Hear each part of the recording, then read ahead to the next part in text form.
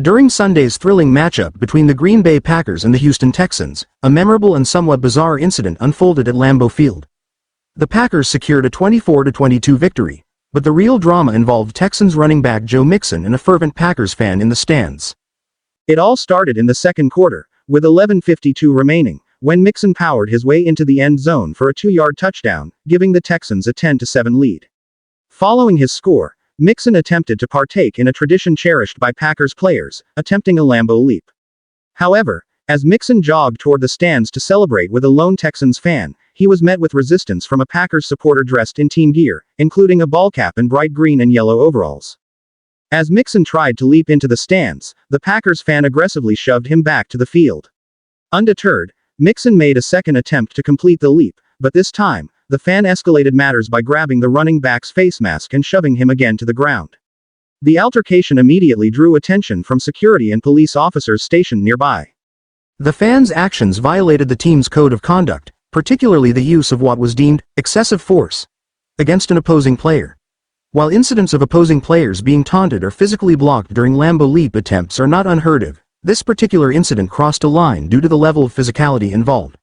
The fan was quickly ejected from the stadium, escorted out by security. After the incident, Mixon and the fan exchanged heated words from a distance, with the fan reportedly flipping off the running back as he returned to the Texans' sideline. While the ejection ended the fan's involvement in the game, or so it seemed, the story didn't end there. Later, after Packers kicker Brandon McManus drilled a 45-yard field goal to win the game in dramatic fashion, he celebrated in true Packers fashion by executing a Lambeau Leap. Photos from the celebration showed McManus leaping into the stands, and remarkably, standing right next to him in those images was the very same Packers fan who had been ejected earlier for his altercation with Mixon. It's unclear how the fan managed to return to his seat after his ejection.